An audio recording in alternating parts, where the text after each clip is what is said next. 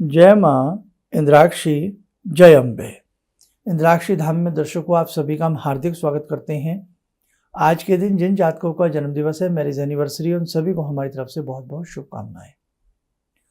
आज हम बात करने वाले हैं संपत्ति का लाभ न होने पर या संपत्ति न बनने पर हमें क्या करना चाहिए। हमें संपत्ति का लाभ नहीं हो पा रहा है, हम संपत्ति नहीं जोड़ पा रहे हैं, बना पा रहे हैं, भवन नहीं बना, मकान नहीं बना, बहुत सारी चीज़ें, संपत्ति का हमें लाभ नहीं हुआ। कई बार हम संपत्ति से वंचित हो जाते हैं, बेदखल हो जाते हैं, संपत्ति डिस्प्यूट में चली जाती है आपकी प्रॉपर्टी। तो ऐसी स्थिति में हमें क्या करना चाहिए, आप जरूर आज का ये कार्यक्रम सुनिएगा, क्योंकि संपत्ति की चाह सब रखते हैं, चाहे थोड़ी हो या ज़्यादा हो, उतना तो सबका मन होता है। एक पक्षी भी अपने घोंसले को बना लेता है, उसी प्रकार से हम लोग भी भाई चाह रखते हैं एक छत हमें मिल जाए, है ना, अपनी चाहे झोपड़ी ही बन जाए पर बन जाए। और वास्तव में अपनी झोपड़ी भी राजमहल से कम नहीं होती। तो आपकी कुंडली में आपके मंगल कैसे हैं, आपकी कुंडली में आपका द्वितीय और आपका चतुर्थ भाव कैसा है, ये एक बहुत बड़ी बात है। कुंडली का द्वितीय भाव देखिए, कुंडली का चतुर्थ भाव देखिए। ऐसे ही हमारी हाथ की रेखाओं में मंगल की स्थिति होती है। हमारी हथेली में मंगल 2 जगह होता है, अंगूठे के थोड़ा सा यहाँ को मंगल ए और यहाँ मंगल बी होता है। आपकी हथेली में यदि मंगल के ऊपर नाना भांति के क्रॉस हैं, नाना भांति की आड़ी तिरछी रेखाएं हैं, नाना भांति के उस पर कुयोग बने हुए हैं, तब भी आपको संपत्ति से वंचित रहना पड़ेगा। आपकी जन्म पत्रिका में चतुर्थ भाव आपका शुभ नहीं है, द्वितीय भाव भी आपका शुभ नहीं है, लाभ भाव भी आपका शुभ नहीं है। लाभेश, चतुर्देश और साथ में आपका द्वितीयेश, ये 3 इनके कारक यदि आपकी जन्म पत्रिका में कमजोर हैं तो भी आपको संपत्ति से हाथ धोना पड़ेगा। प्रारब्ध का कर्म जैसा हमने किया है, उसी कर्म के हिसाब से हमारा जन्म होता है, उन्हीं नक्षत्रों में होता है, उन्हीं ग्रह चाल में होता है, जो ग्रह चाल हमारे लिए कमजोर होती है। इसलिए आपका बच्चा समय पर उनकी वैदिक जन्म पत्रिकाएं जरूर बनवाएं, किसी से भी बनवाएं, कहीं से भी बनवाएं, बनवा लेनी चाहिए, ताकि बच्चा संपत्ति से वंचित न रहे। बच्चे के जीवन में एक सही समय पर वो किसी एक सुंदर सी मलकियत का स्वामी बन जाए। अब हमें क्या करना चाहिए, हमारी उम्र हो गई 40 साल, हमारी उम्र हो गई 50 साल, हमारे लिए घर नहीं तो बच्चों के लिए भी बड़ा डर कि बच्चों को तो एक घर दे दें, कल को बच्चे ये ना कहें भाई कोई भी संपत्ति हमें नहीं मिली। और हर माता पिता अपने बच्चों को बहुत अच्छे से रखना सभी चाहते हैं, सभी की इच्छा होती है। एक चिड़िया भी दूर दूर से उड़ उड़ करके दाने लाती है और अपने बच्चों के मुंह में उन्हें डालती रहती है। हम तो मानव हैं, हमारा मुंह तो और भी ज़्यादा बढ़ जाता है। इसलिए अगर आपको लगता है कि संपत्ति के अधिकार आपसे छीन लिए गए हैं, संपत्ति आपकी दूर हो गई है, आप कम टू द पॉइंट पे आ जाते हैं। किसी विद्वान व्यक्ति से मंगल यंत्र बनवाइए, लेकिन मंगल यंत्र कैसे, तांबे वाला। यहाँ स्थिति एक तो होती है मंगल यंत्र की साधना करना, जैसे हम भी लिख देते हैं बहुत उपायों में, आप मंगल वीसा यंत्र अपने घर में रखें, वो भी बहुत शुभ है। लेकिन स्थिति संपत्ति को लेकर के बहुत गड़बड़ हो गई हो तो आप तांबे की प्लेट पर त्रिकोणात्मक रूप में एक मंगल यंत्र उत्कीर्ण करवा लें। अब ये आपकी जिम्मेदारी है।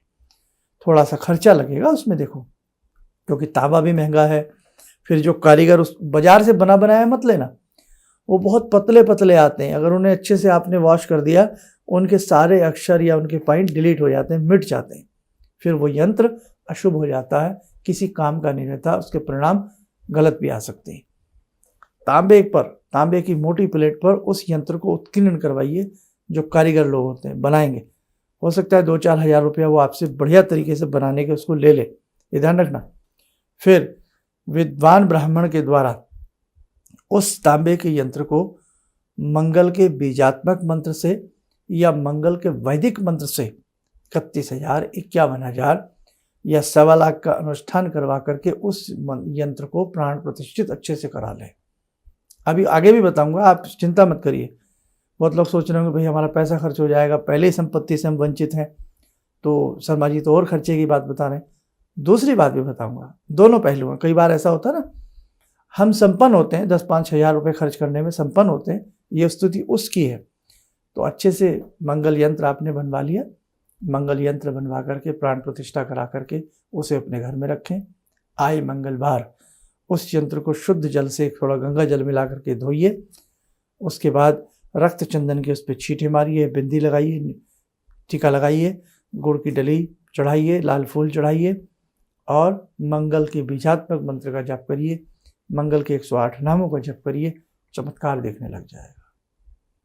9 के 9 रुद्राक्ष पहनिए, आपके लिए बहुत अच्छा रहेगा। अब हम वहाँ आ जाते हैं जहाँ बहुत कमजोरी है, दैनिक जीवन भी जर्जर है, दैनिक खर्चे भी जर्जर है।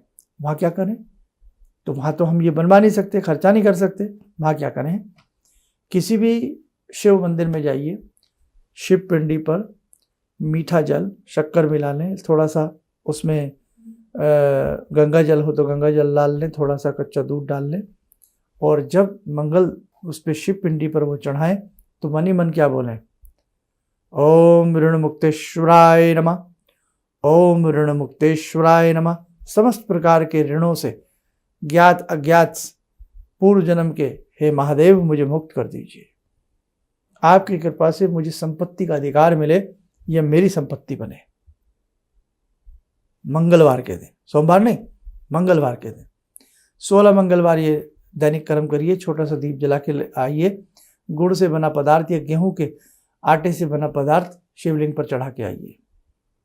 बैल, अपनी अपनी प्रांतीय भाषाओं में कुछ सांड कहते हैं, कहीं उसको अलग अलग भाषाएं, बिजार कहा जाता है, अलग अलग जो भी है, जो घूमते रहते हैं सड़कों में, थोड़ा सावधानी के साथ उन्हें गुड़ खिलाइए। 16 मंगलवार गुड़ खिलाइए। मंगलवार के दिन कोई भी लाल कपड़ा पहनने का प्रयास करें, लाल मस्तक पे तिलक लगाइए।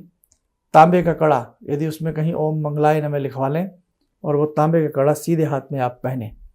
तांबे का छल्ला भी रिंग फिंगर में इसमें मंगलवार के दिन धारण करें। भोजन में थोड़ा सा गुड़ जरूर लिया करें और मंगल देवता के 108 नाम मंगलवार पढ़ना न भूलें। मंगल का बीजात्मक मंत्र या मंगल का वैदिक मंत्र 1 माला कर लिया करें। निश्चित आपको लाभ की प्राप्ति होगी। और यदि इन्हीं सब बातों के साथ साथ आप त्रिकोणात्मक एक बार हिम्मत सी करके यंत्र बनवा लें और उसकी पूजा पाठ करें तो भी हमने देखा है बहुत अच्छा महसूस होता है। आप ये करिए, भगवान करे दिन दुगना रात चौगुनी आपकी तरक्की हो। देखो साधकों, दुनिया में बहुत प्रकार के कष्ट हैं, लेकिन ज्योतिष विद्या के माध्यम से और वैदिक उपायों के माध्यम से वास्तव में हम अपना भला कर सकते हैं। तो आज जो हमने आपको बताया, जितना आपसे बन सके उतना उपाय करने का प्रयास करें। आपका जीवन सुखी हो, अच्छा हो, आप स्वस्थ रहें, सुखी रहें। इन्हीं शुभकामनाओं के साथ हम अपनी वाणी को विराम देते हैं। जय जय अम्बे।